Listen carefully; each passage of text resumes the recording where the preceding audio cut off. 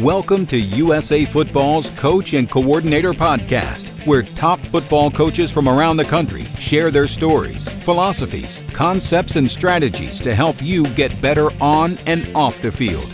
Now, here's your host, Keith Grabowski. On today's podcast, we revisit some conversations with FBS coaches about how they set the tone for the season in their first meeting. This is an important time, an unprecedented time where we want to be the best we can be. It's also been a very difficult time full of challenges. So this first coach, Ty Nix, who's the defensive coordinator at the University of Texas, San Antonio, talks about how he sets the tone in the first meeting by making sure his players understand that he's there for them, that he cares about them, and he loves them. Let's take a listen.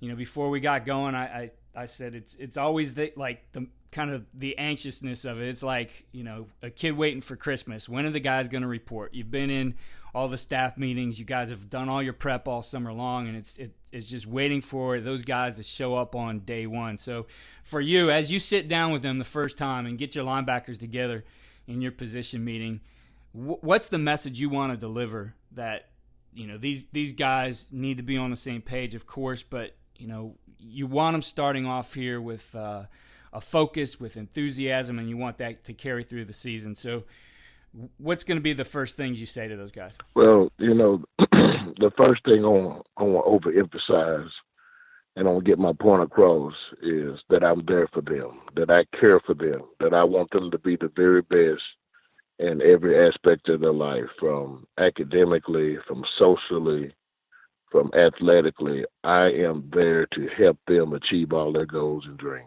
You know, I'm not one of those coaches who are afraid to tell their players that they love them. You know, I share that with them as well, and that I'm going to be very demanding, that I'm going to be very tough, that I want to try to get the best out of them on every day. And it's never personal. It's only about making them and helping them become the best that they can be in all areas.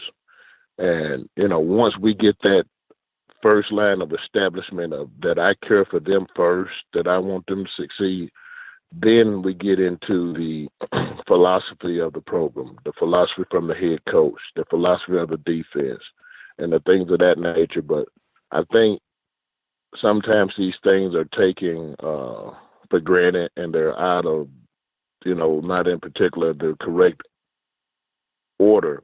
But it always starts with me with the heart. It starts with me with the family. It starts with me with the love and the communication, that we have to be on the same page in everything that we do.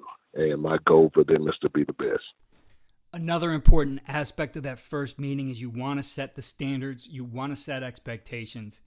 And Runningbacks Coach at Washington State, Eric Mele, tells us how he approaches that with his running backs. The beginning of camp and how you start things really with any position group is so important, that you want to set the tone for your guys. So as you get your guys together and bring them back in that first meeting, new faces in the room with freshmen, I'm sure, what's the message you want to deliver? What do you want these guys to understand as you kick off the 2019 season? Yeah, you know, first thing is, you know, we have our 3 team goals, and that's for everybody, and we just got to make sure we kind of touch on those. And you know, number one is be a team, and that's about being selfless and not being selfish. You know, these guys have the recruitment process is over, you know, for those young guys, and we're playing for each other. You know, and that's I think some of the magic we've had here is we're you know, not as many stars and offers sometimes as some of the teams that we play, but our guys are tough, and they you know, they look over to the guy next to them on either side of them. They know those guys put the time and the work in to be successful out there, and they want to get each other's back. So be a team, be the most excited to play. And that's on game day, and that's during practices, and that's in meetings, you know, having energy and, you know, being excited about being there, being engaged, being present in those meetings. You know, we're not big on, you know, a lot of these some smaller stuff. It's not the, you know, like type of, you know, wearing a certain uniform, or, you know, on a bus, or, you know, things like that. But when it's football time, it's football time for us. So when you're in a meeting room, you got to be present, you got to be engaged. You're in a practice field, you only get that one opportunity that day. You better bring a lot of energy out there. So that's kind of the second team goal. And then the third team goal is be the best at doing your job. And you don't have to do anything you don't have to do somebody else's. You don't have to do anything outside of what we coach you to do, and outside of your ability, just do it to the best that you can. So those are the 3 team goals that we kind of start with, make sure everybody's on the same page there. And then we'll start talking about our goals as the running back group, and then individually as well. And then the standards that have kind of been set, where are we at rushing the ball in these plays? Where are we at, in receiving? Where are we at yards per touch? And how do we improve in certain areas, pass protection, whatever it may be. We're going to kind of hit all those topics. And then so the areas to improve, and then the standards that we've set, and then how we're going to improve those. And that kind of goes into the goals, the goals for that season. What do we want to accomplish? And then go into the practice plan with them. And that's kind of a big thing, even for the old guys, just to make sure we're all squared away. Hey, when this period hits, we're going to be out here doing our individual work. Some of the periods, with the air raid offense will be a little more pass emphasis, but we'll kind of duck out and make sure we get some of our individual work in, footwork, pass pro, those types of things. So just kind of laying out that blueprint for them, talk about the goals as a team, the group, our standards, and then how we're going to go ahead and attack and what the plan is going forward. The quarterback position is one of the most scrutinized positions on the field, so you want to start things out right with that group. And Coach Craig Stutzman talks about how he wants attitude to be at the forefront of their meeting, having guys who are going to be humble, who are going to work to be the best position in the country, the best position group in the country. And there's a lot of intangibles that Coach is going to focus on in that first meeting, as well as talking to them about the standards and the work ethic that they have. Let's take a listen. Let's talk about that just from the beginning. As you start to work with your players, and you're in charge of the quarterbacks and the passing game. But let's focus on the quarterbacks. What things do you really address in that first meeting to get things going as you kick off your season? Really, it's about just setting the standard of what we want from the quarterback room. And we tell them, the first thing we go in there, we have a PowerPoint. We talk through some things, and the first thing is we want to be the best position group in the country, because quarterback play, it's kind of like golf, right? You're playing against the field. It's one person. Although it's a team sport, you really have one player that's out there that represents your position, and a lot of things revolves around that. So how can we get the quarterback room to understand the team aspect and really helping each other out? So we want to be the best quarterback position group in the country. And how do we do that? We talk about being humble, having a humble attitude.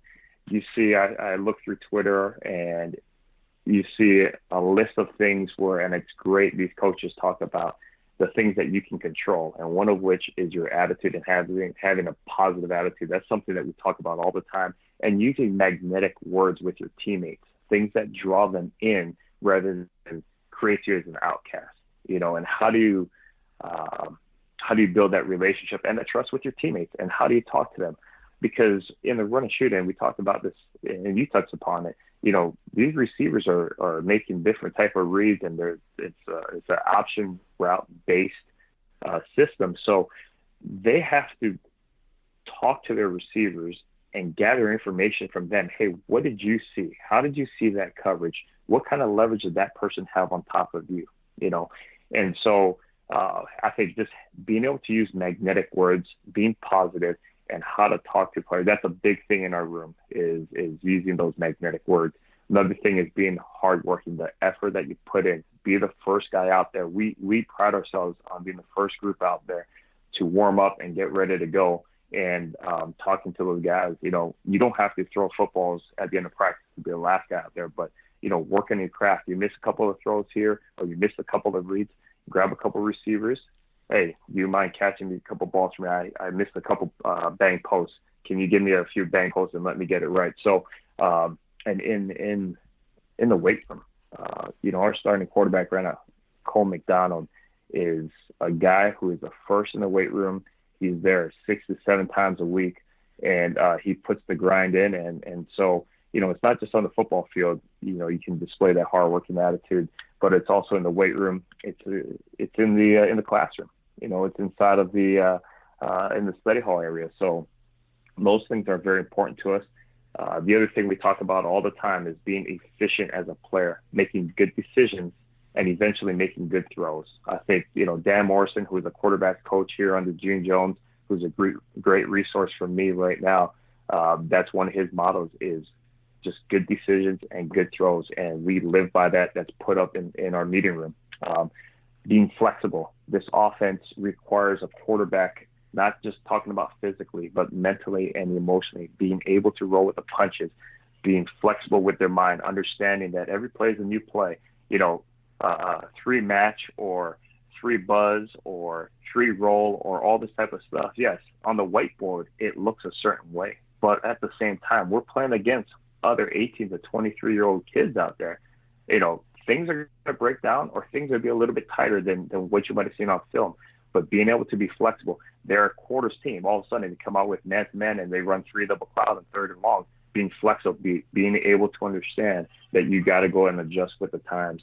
And then really, I think all those things really leads you to being a competitive, but also a dependable person. What's the Chiefs, or I'm sorry, the head coach for the Arizona State Sun Devils, Herm Edwards, right? Yep. I think Herm Edwards. Yeah, it's Herm. He talks about in the NFL, what's the number one ability is availability, right? I think that's his saying. In our quarterback room, the number one ability is dependability. Everybody's got to depend on you to make the right choices and exemplify what it is to be a good person. And I think those things are huge for us. We talk about that day one, and the biggest thing too is communication. Being able to communicate not just with your with your teammates, but also with your coaches. I think Matt LaFleur talks about all the time is the biggest thing that you want your quarterback to be as an extension of your coaching staff. And so being able to communicate with the quarterbacks and how they communicate also with their teammates and what they want and what we want ultimately to be the best team that we can be. Tulane offensive line coach Cody Kennedy puts a focus on teaching. He's a teacher at heart, and he uses a lot of teaching methods that you'll find in the classroom to prepare his unit for the season. Let's take a listen to how he puts the focus on educating his players. What are you looking to establish? What are you installing early on? Definitely. I think just entering into that first meeting, you got to set your standards and really lay the groundwork for what's expected of the guys, and then as you build those relationships, you're able to show them on tape what the standard is and what we want to meet. When I first really roll into installing, you really got to ask the question of how do your players learn best? And you find that out through building those relationships. I have an education teaching background. Both my parents are educators.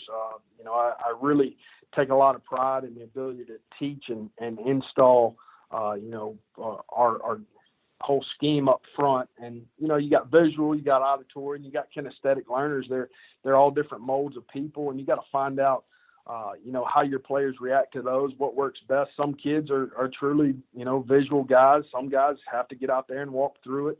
How do they best digest that information that you're trying to get across? Because, at the end of the day, it's what your guys know, not really what you know. So that transition of knowledge is huge when you go about installing.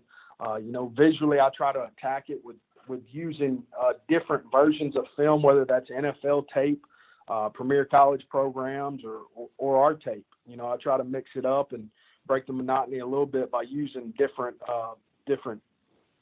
teams to watch and sculpt our game and our schemes too. And, obviously you're going to have the traditional ways for visual learners. You got your traditional playbooks, and different things along those lines. But I try to connect the dots with different film usage. And then for your auditory guys, you're going to be able to install on the board. I think a key with that is using consistent terminology. If you're calling it one thing, you need to call it that the whole time and not mix your language up. Because those kids are coming from different programs, different high school programs, maybe different junior colleges, and they're trying to learn your language. And a lot of times, if you've got to keep that consistent for that learning curve. And the biggest thing I learned from Coach Piven at the University of Georgia with my time with him is keep it simple. Keep it extremely simple and then build on it. Okay, and then your kinesthetic guys. You got your look walks and, your what I call a quick call walkthrough, where we're making our calls as quick as we possibly can to make some pressure on them and walking through those things. And even meeting room demos help those kinesthetic guys a lot. And, reviewing the drill work that you do each week. So you've got to mix and match the different ways you present the information when you do install. I think that's huge, just because not everybody's built the same. And another point for me with the install is build off conceptual knowledge. Build off of concepts, not really situations. Football today, you're going to get various looks and fronts. Have a base foundation that you work off of, whether that's your zone concepts, your gap concepts, pin and pull stuff. Have baseline rules that no matter what the look is, my guys are able to, answer the questions. Is there a guy in my gap? Do I have control of that gap? Is there nobody there? What do I do in those situations? And kind of break it down to a conceptual knowledge of what we're trying to do right there. And, my base thought off of it is who, how, and why. Who do we have to block? How are we going to block them? And why do we do it that way? So I try to get my guys confident in those three questions, and that allows them to play faster. And obviously, throughout your install, once you lay that base conceptual knowledge, you can stair-step to unique situations. I think maybe one of the more unique things I try to do is we have bell ringer board draw-ups. So as the guys are filtering kind of into your meeting room, I've got looks on the board of plays we may have installed, and I make those guys get up there and draw it up, man. I think it's one thing if you know it and can sit back there in the back of the room and talk about it, but it's another thing when you got to get up in front of the position room and draw on the board and talk to those guys and, talk through different situations. And pretty much it's a chance for some veterans to get up there and take ownership in the room and be confident in what you're doing. So I think those are some things install-wise I like to focus on, and be critical on yourself about the way you install. Always trying to get better yourself, different things you may see. I don't think you need to be scared to try new things with changing your delivery. If you don't like the outcome on the field, obviously you need to change the delivery because the guys in your room are not confident in what you're doing.